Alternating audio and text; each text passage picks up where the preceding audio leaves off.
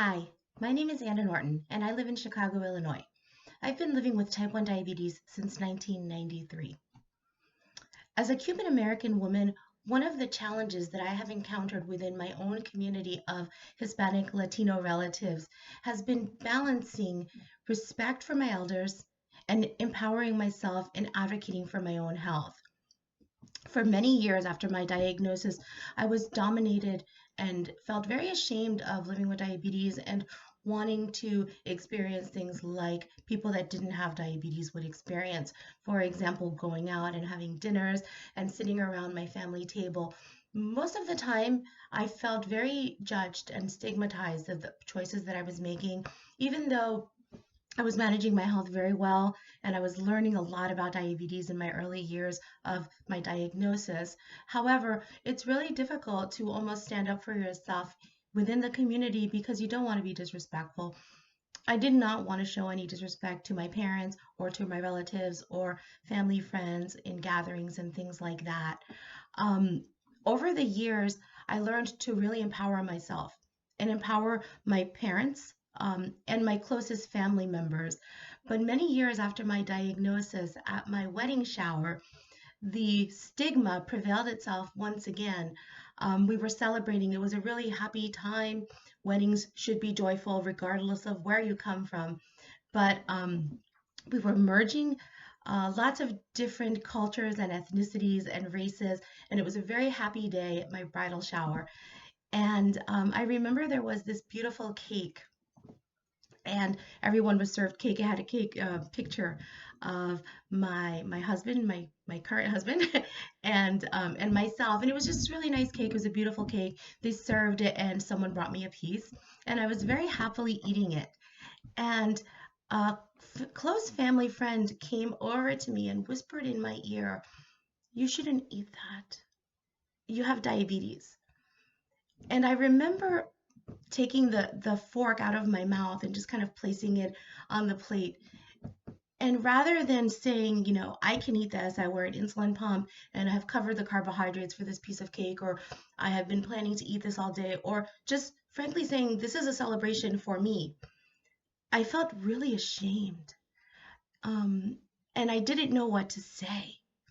And I remember blinking back tears and my mother overhearing it and saying to her friend, it was a friend of hers, saying to her, Anna has managed her diabetes for a really long time and she's living very well with it.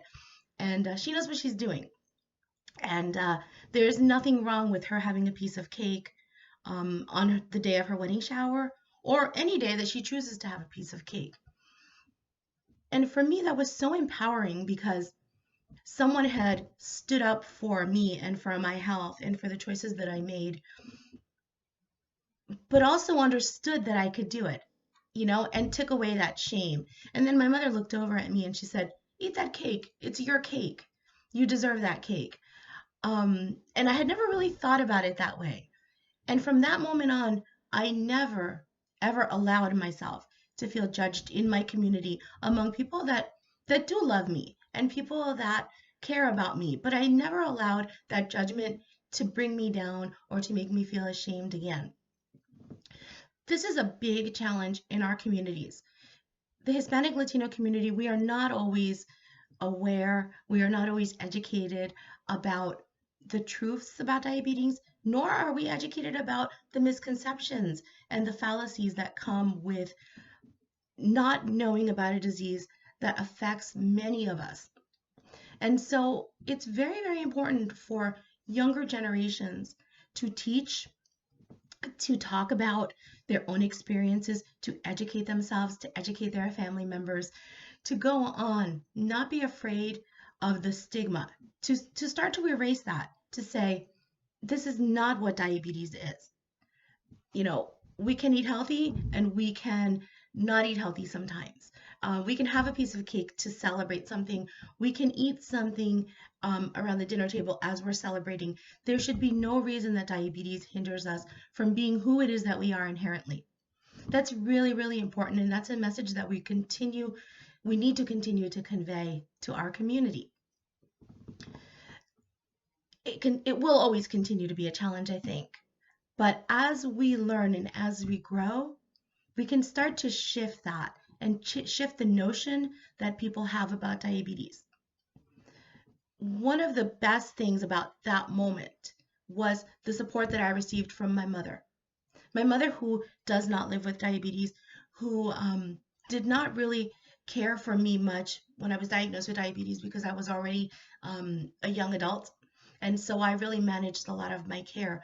But as I was learning, she was alongside me learning as well. Something that I didn't realize until that moment. And many years later, almost 30 years later, after being diagnosed with diabetes, my mother is one of my biggest advocates. Another advocate that I have in my life, or advocates that I have in my life, are other women that live with diabetes. These women are not necessarily Hispanic Latina, although I have some in my circle, in my tribe, but they are women that have lived with diabetes and that can help support me and that I can support as well.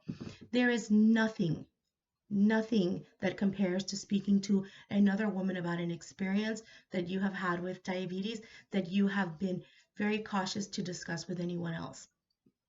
We need more women. We need more women of color. We need more Hispanic Latinas to talk about some of these challenges that we face, the way that we have overcome them, and how we are helping our families and our children to grow and live healthier lives. I hope that every woman remembers this and uses this in practice. Thank you.